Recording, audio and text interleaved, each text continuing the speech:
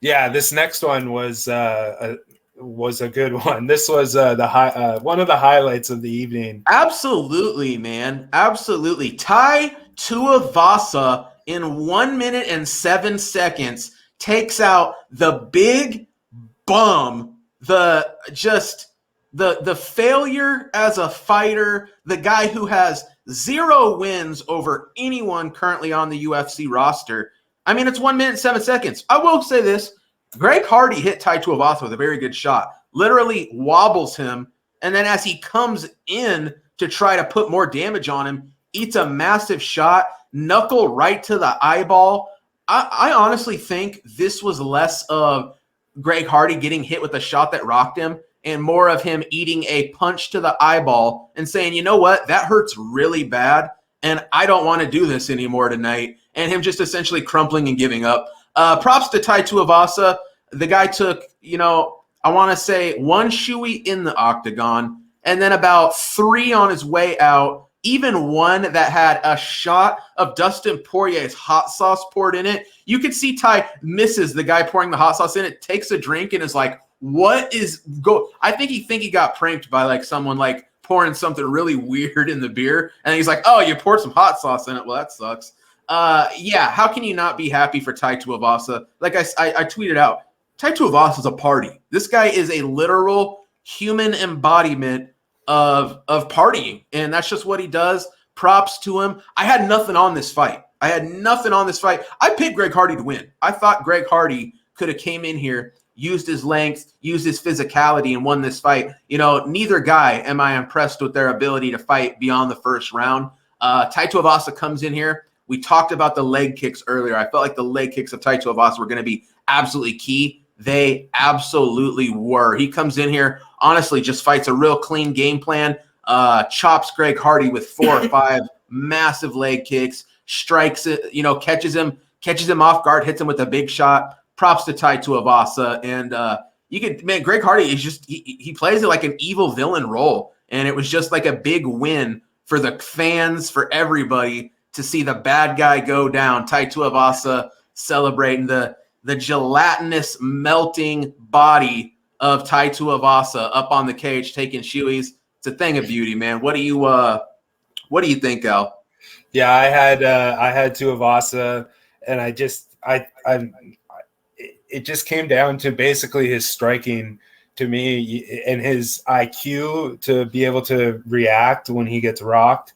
Like I said, one of his main training partners is Mark Hunt, who I just imagine these guys just severely hurting each other for fun, and I just didn't think that Greg Hardy has the sharpness to his striking to try to bang with Tai Tuivasa, who frankly, if you compare him to a lot of other heavyweights, isn't that good.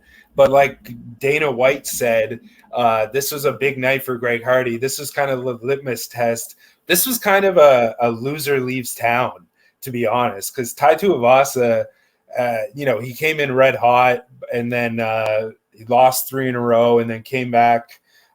Who did he beat in Fight Island? His last fight, but now he has another win, so 2 in a row. He's going again. The one thing that I wanted to mention with Greg Hardy, so I think he's now 4-1 in the UFC, and bettors who have bet against him on his opponent inside the distance have gone 3-5 for plus $465 profit, and that's counting the illegal knee. He lost the one fight with an illegal knee, which counts as a loss inside the distance. So he's just been an utter failure in this in the UFC. And at this point, better fighters have been cut. So Right. I think that's the thing is like if he gets cut and then tries to work his way back in some type of lower level, all the power to him. But that'll be the thing to prove like he's not even really in this for to be a professional. He's just in this basically to earn a paycheck to just go, and it's different. And look at, the praise that Tai Tuivasa, if you look on Twitter, a lot of his pupils very supportive of what he did tonight, and it speaks volumes about what people think of Greg Hardy. Apart from his fighting ability, apart from his NFL career, there's some other stuff in there that is the reason why people think he's kind of a piece of shit. So tonight was a good night on that front. Yeah, he's a real bum. He's a scumbag.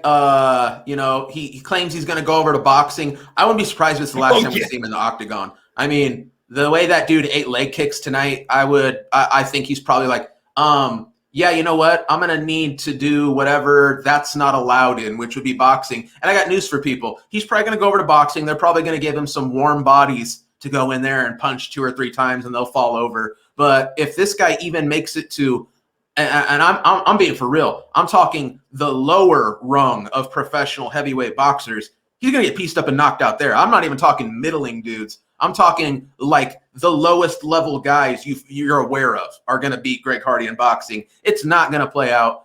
He's a bum. He's straight up, this is all I needed to see. He's a forever fade. He's got no heart. He's a cheater, scumbag.